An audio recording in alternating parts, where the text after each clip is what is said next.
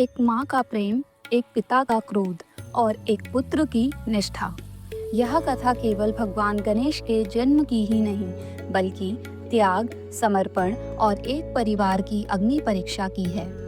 पर क्या आप जानते हैं कि स्वयं भगवान शिव ने अपने ही पुत्र का शीश काट दिया था? लेकिन क्यों? और फिर गणेश जी का जन्म कैसे हुआ?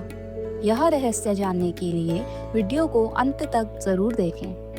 हिमालय की पवित्र भूमि पर कैलाश पर्वत पर माता पार्वती अकेली थीं। शिवजी समाधि में लीन रहते थे और पार्वती जी ने अनुभव किया कि उन्हें एक ऐसे पुत्र की आवश्यकता है जो उनका आदेश माने और जो उनका अपना हो।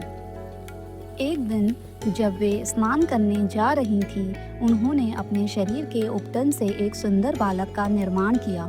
उन्होंने उसमें प्राण डाले और उसे आशीर्वाद दिया, पुत्र, आज से तुम मेरे अपने हो, मेरे द्वारपाल, मेरे रक्षक हो।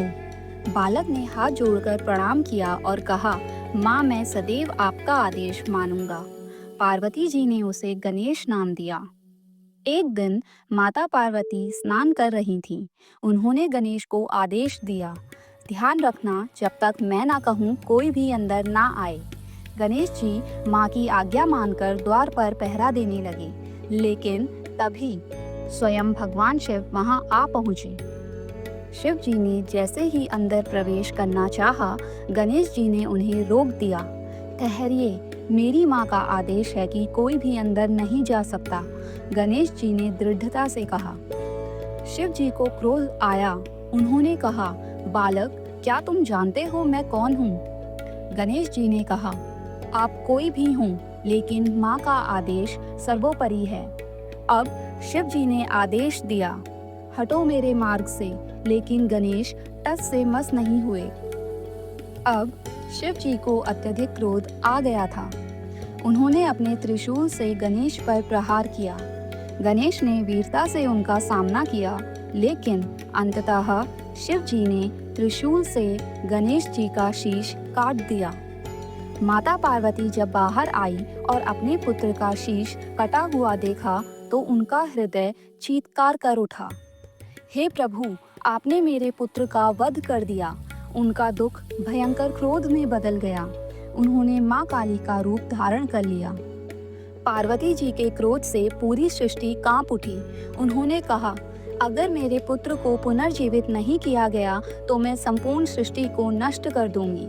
सभी देवताओं ने भगवान शिव से माता पार्वती को शांत करने को कहा। शिव जी ने थोड़ा विचार कर अपने गणों से कहा, प्रथम जीव जिसका सिर मिले उसे ले आओ।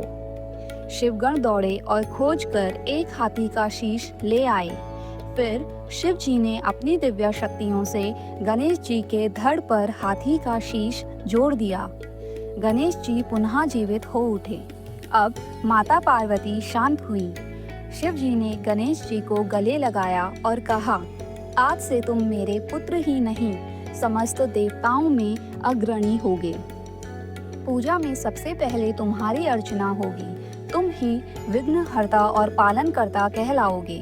भगवान गणेश केवल माता पार्वती के पुत्र ही नहीं, बल्कि संपूर्ण सृष्टि के संरक्षक बने। उनकी कथा हमें सिखाती है कि माँ की आज्ञा सर्वोपरि है और सच्चे समर्पण से असंभव भी संभव हो सकता है। आज की भागदौड़ भरी जिंदगी में हर किसी के पास समय कम है, लेकिन अगर आप कम समय में भगवान शिव की गहरी और रोचक कथाएं जानना चाहते हैं तो यह चैनल आपके लिए है। हर सोमवार सुबह 6 बजे बिना आपका ज़्यादा समय लिए मैं आपके लिए एक नई छोटी शिव कथा लाती हूँ, जो सिर्फ कुछ ही मिनटों में आपको भगवान शिव की अद्भुत कथाओं से जोड़ देगी। अगर आप भी अपनी रोज़मर्रा की लाइफ में आध्यात्म को शामिल करना चाहते हैं तो अभी चैनल को सब्सक्राइब करें और बेल आइकन दबाएं ताकि कोई भी कहानी मिस ना हो। Thank you.